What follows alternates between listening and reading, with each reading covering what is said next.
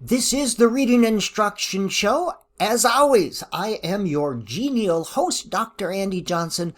The topic of today's video is this: what is structured literacy? I hope to answer that question. What does it look like? What strategies would we see teachers using in structured literacy?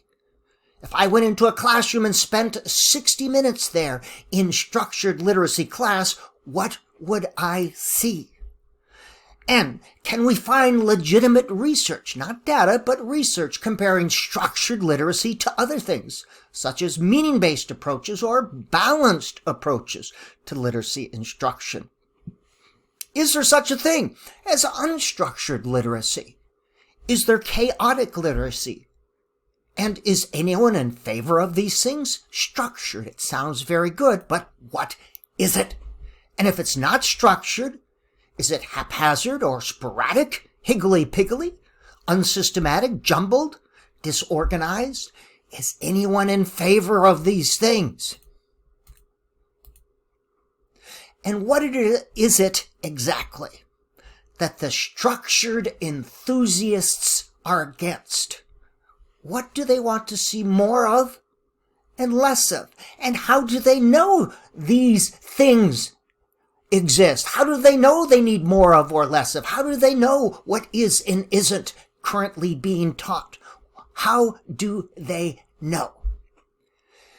Not ignorance, but ignorance of ignorance is the death of knowledge. And structured literacy enthusiasts seem to have little information, little knowledge about reading, the reading process, reading research, the research process, how you evaluate research, human learning, education, teaching, and the nature of science. It's important to understand these things so you know what questions to ask, what to look for, and how to evaluate information. James Baldwin: ignorance allied with power is the most ferocious enemy justice can have. And I thought that's an interesting quote, because ignorance of science and research-based science and reading research is their power. It allows certain people to be making money and laughing all the way to the bank. The Read Act, Wilson reading systems.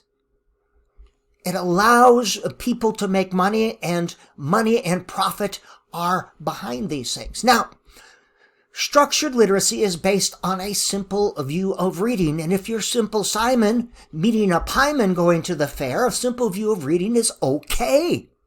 A simple view of reading says that reading is simply decoding, which is sounding out words, times language comprehension, or listening comprehension, they sometimes use that term, is reading comprehension. So in essence, you decode, you sound it out, you listen to the sounding out in your head, and then you understand what you're reading. That makes sense, but in reading research, it's not what makes sense, it's what makes science. What makes good science, not what makes good sense. The simple view of reading is based on a weak theory. And a weak theory is based on data, but leaves a lot of data unaccounted for. The phonological processing model says you see words on the page as the simple view of reading. You sound them out, decode them, and then you listen to them in your head. And yes, there's data to support that, but not a lot of data, and much data is left unaccounted for. That's a weak theory. A robust theory is a neurocognitive theory. We see input data coming from the page. It goes to the relay station in the brain called the thalamus. And there are 3 ways of cueing the brain as to what that word might be. And then it goes up to the cortex. But 10 times more information is flowing down from the cortex to the thalamus than from the thalamus up. Meaning that it is an interactive process. We're using what's in our head to perceive, to interpret, to understand what's on the page. This is a robust theory. It it encapsulates and accounts for a wide variety of data. Now, I did a search looking at the journals, the database of peer-reviewed academic journals, and I used the term structured literacy, and I was looking for both theoretical articles and research articles. And we have a pretty big database here at Minnesota State University, but I came up with only 8 peer-reviewed, and most of these came from Dyslexia World. And Dyslexia World seems to have their own set of laws of physics and other things. They interpret the world a little bit differently. But I only came up with 8, and these were mostly from Dyslexia World. So, the International Dyslexia Association. Structured literacy is a term created by the International Literacy Association, and they trademarked that term. Interesting. No one else can use it. It's our term.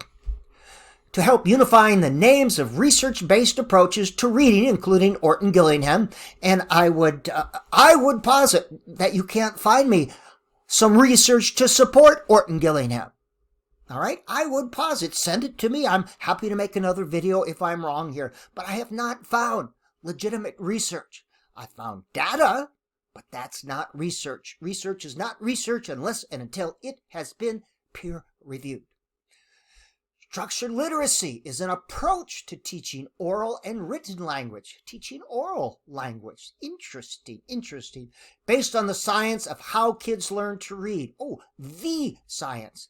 The International Dyslexia Association coined the term. And there's quite a link between IDA and OG Orton-Gillingham, and we'll see some of this in just a minute. The term structured literacy is not designed to replace Orton-Gillingham, God forbid, Orton-Gillingham, multisensory, or other terms in common use. It's an umbrella term designed to describe all of the programs that teach reading in essentially the same way. Ooh, essentially the same way. In our marketing, they're not here to educate, they're here to market and sell. And that is the bottom line. Orton-Gillingham, Wilson Reading Systems, and their proxy International Dyslexia Association is here to market and sell. Not to educate, but to market and sell.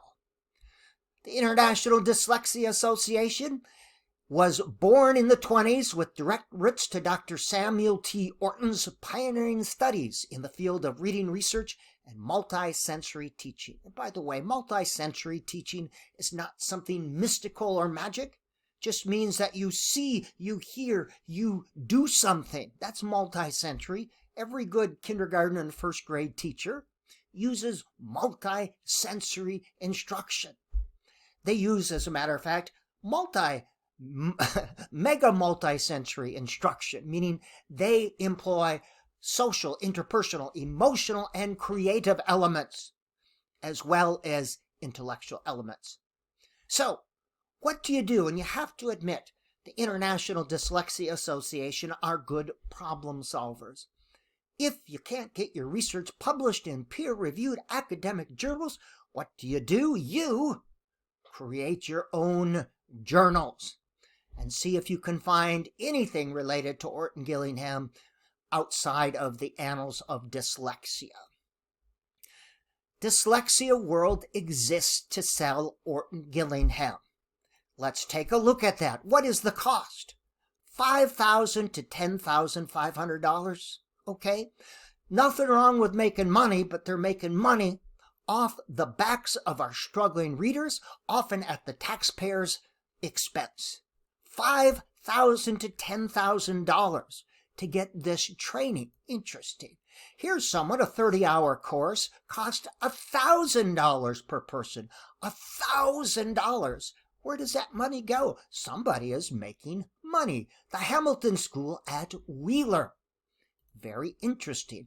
Here's the Online Academy and what they're charging for some of their stuff to be Orton-Gillingham certified. So you can go out and say, I'm an Orton-Gillingham certified teacher, and you can charge people money for tutoring services so you can make money.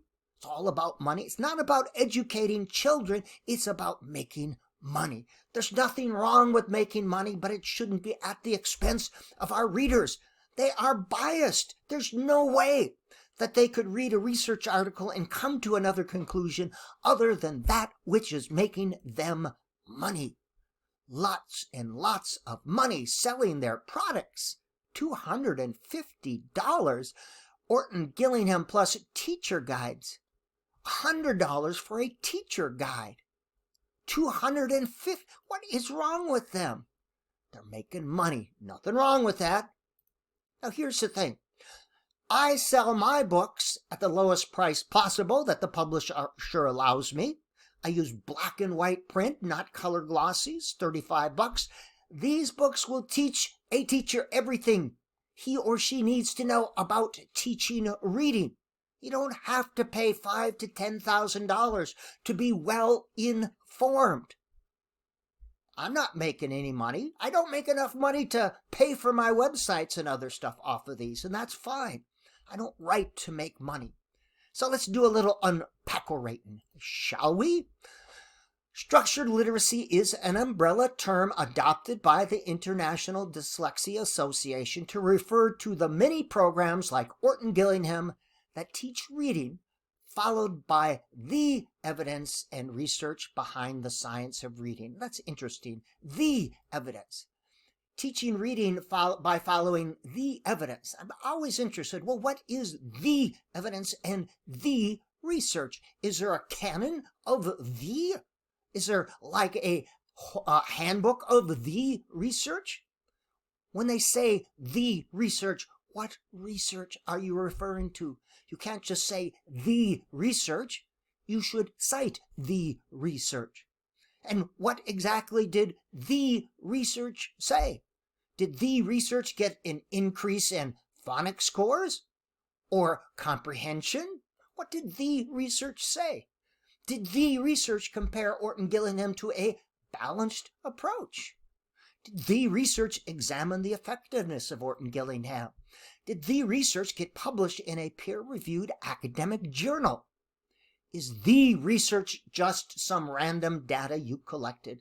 Data is different from research. Data is different. Research is not research unless and until it has been peer-reviewed. What the research peer-reviewed? Did it compare Orton-Gillingham for structure to a similar group receiving similar amounts of balanced literacy instruction?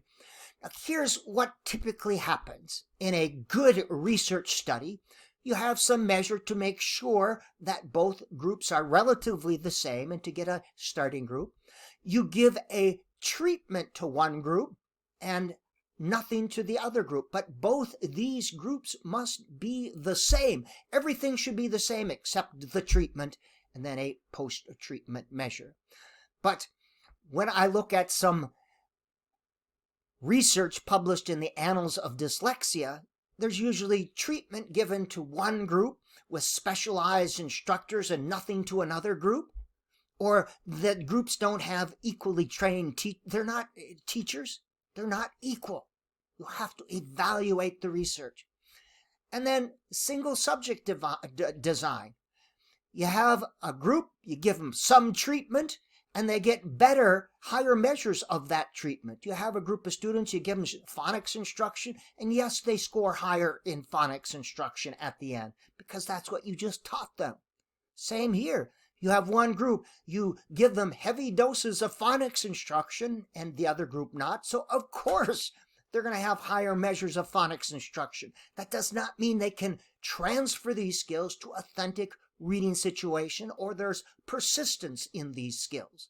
You have to look at what the research says. And are you defining reading as decoding, sounding out words, or creating meaning?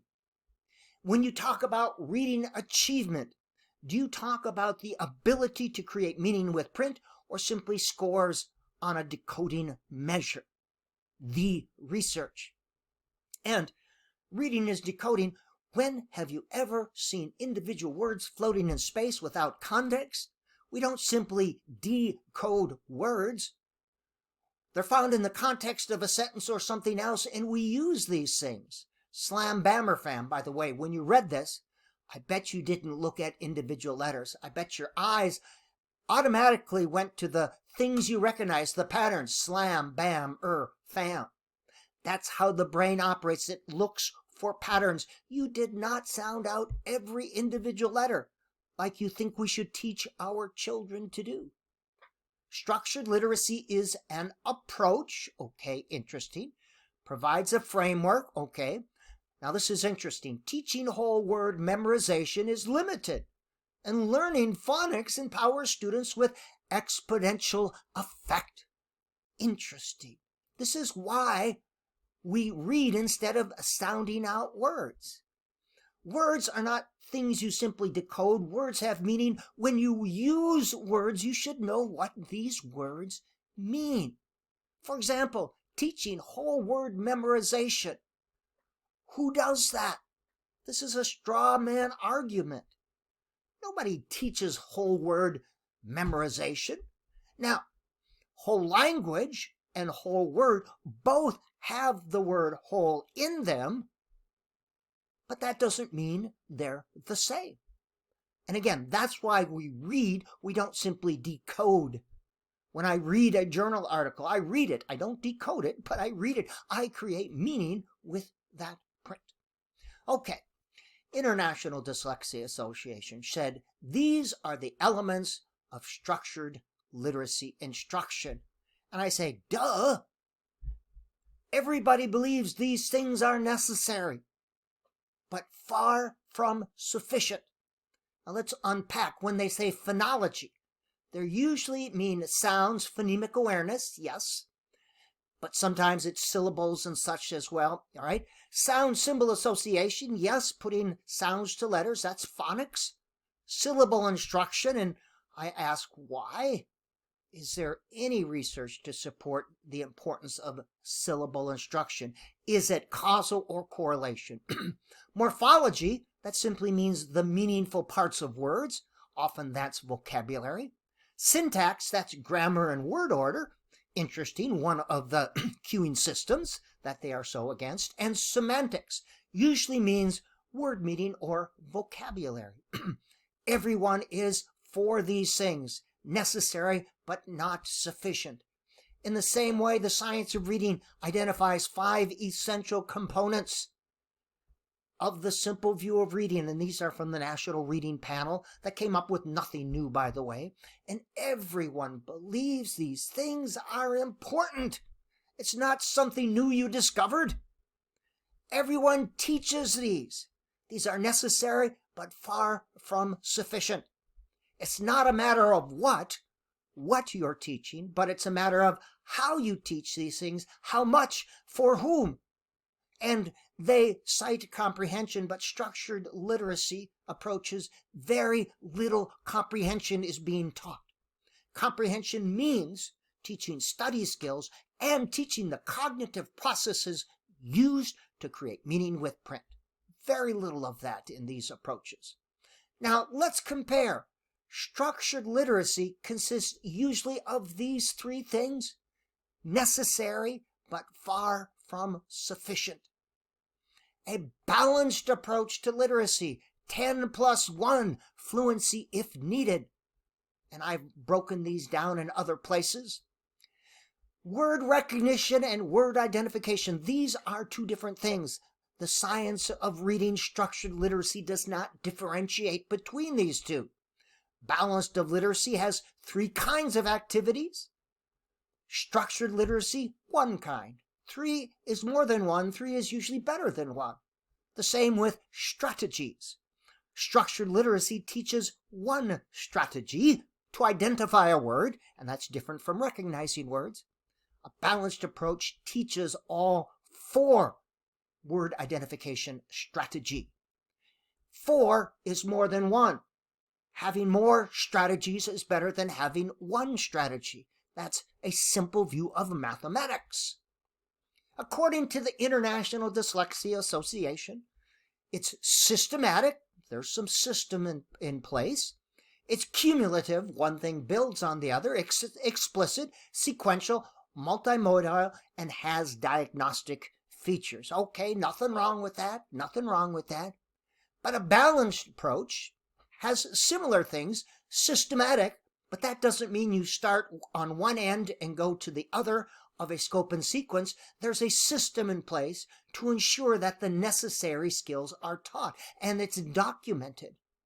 Cumulative does not mean you build on things, that you learn things in a certain order. It just means skills instruction builds on students' needs. All students' needs need different things. Very direct and very explicit instruction is used. It's more direct instruction in a balanced approach because it's taught directly in the context in which the skills are used. And everyone believes in multimodal instruction. That's not some secret. But this instruction should take place in the context of authentic literacy instruction to the greatest extent possible. Skills are taught as students are ready or need them, not sequentially, because students are not standardized products. And diagnosis, yes, everyone agrees with that, but it includes daily formative assessment and authentic literacy behaviors. This is a balanced approach. In structured literacy, skills are taught in a logical, quote, order. It's thought that we learn things like this. This is how we learn to read. We learn to recognize patterns. And reading is not simply pattern recognition. It's creating meaning with print. Yes, there are some patterns, but we don't learn to read by mastering a set of reading subskills that are taught in a specific order. There's just no research to document this. Now, if words were just meaningless symbols floating in space, well, yeah, then this would make sense. Then a scope and sequence of symbols would make sense. But we don't recognize words as a series of meaningless patterns. Meaning always comes before pattern recognition. Meaning, yet, yes, there is pattern recognition involved in word recognition. There are letter patterns, but meaning comes before pattern recognition. Words are always found in some context. The context of a sign, a product, or a sentence. We never encounter a word floating in space outside of any context. Now, here's this thing called orthographic mapping, and letters is based on this. And orthographic mapping refers to how words are stored in long-term memory, that you have these words stored, and then you memorize them and recall them. And they're against word memorization, but this is what orthographic mapping is based on. Storing words in long-term memory, that's memorizing them. Now, orthographic mapping may be a thing, and yes, they are stored according to patterns, but semantic mapping is much more of a thing. Let me explain this. We store words in long-term memory based on meaning, things that mean the same. When we hear the word red, we associate it in long-term memory with things that are red, and it expands outward. Let me explain that differently. The human brain has 3 levels of representation for word knowledge. At the top, the most powerful is semantic information, stored by meaning. The next level is word form, and the bottom level is phonological level. That's how we store words. Semantic mapping may be a thing, but orthographic, but semantic mapping is more of a thing. When we hear or see the word cat, we do not automatically associate it with short A words or CVC words or AT phonograms. That would be orthographic mapping. It is a thing, but a very little thing.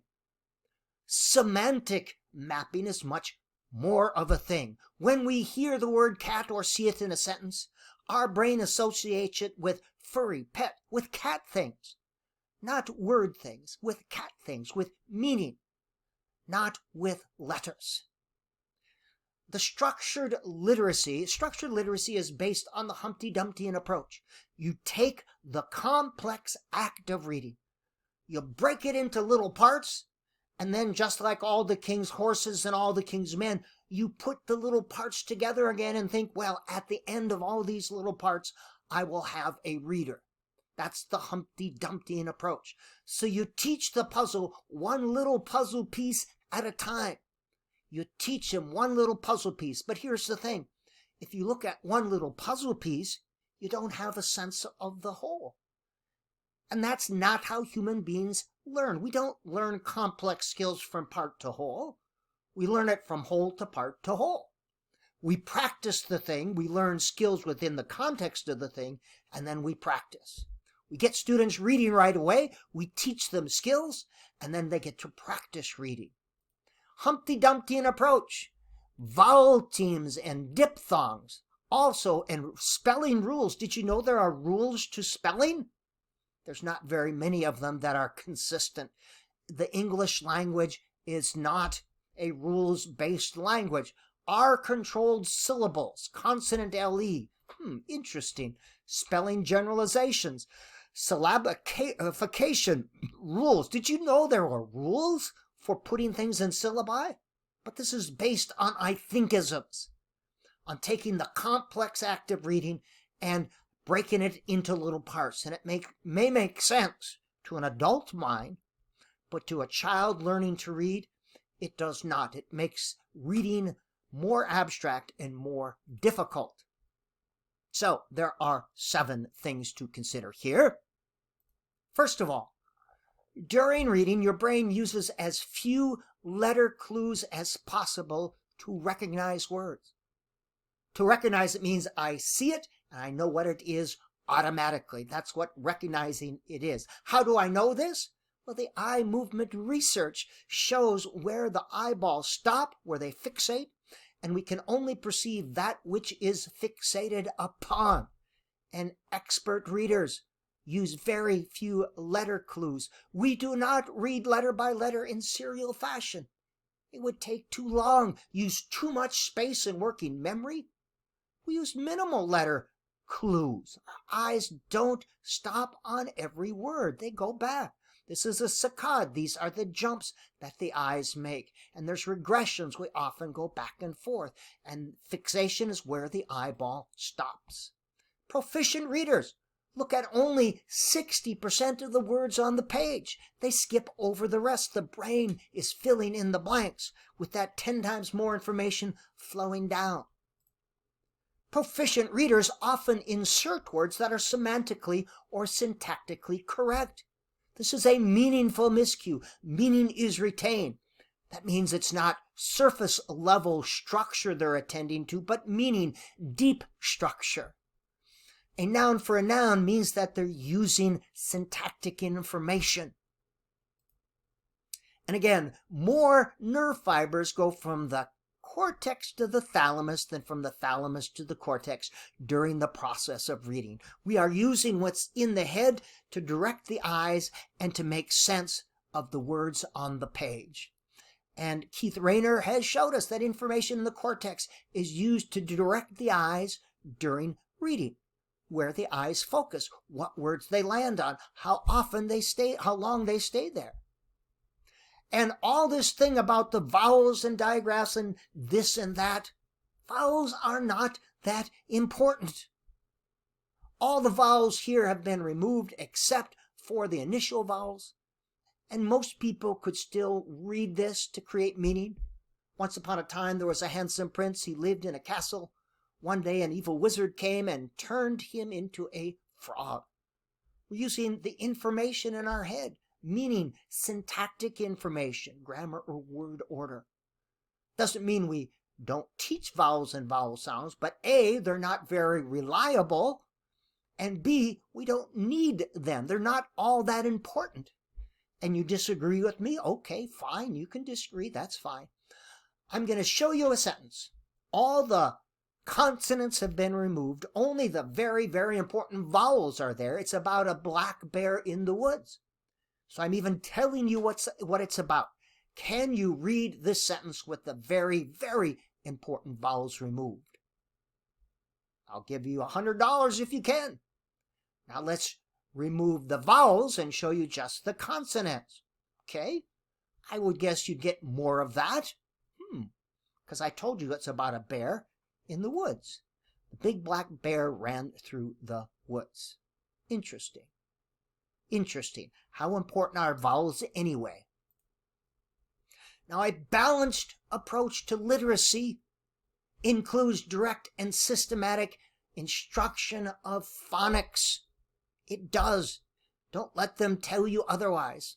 But balanced literacy is not a singular approach. There's not a standardized balanced literacy approach. It simply says that skills instruction must be balanced with experiences to practice those skills in authentic reading and writing contexts. That's what balanced is. And it's a sliding continuum. One size doesn't fit all. It slides. Some people need more skills and less meaning-based. Some people need more meaning-based and fewer skills. It's not a standardized one-size-fits-all program.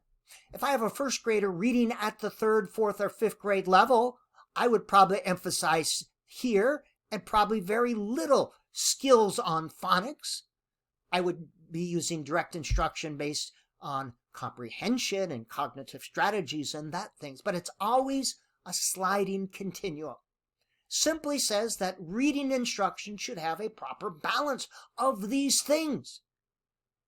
And that proper balance is determined not by some guy in Washington or Minneapolis or New York, but by the students in front of you. What do they need?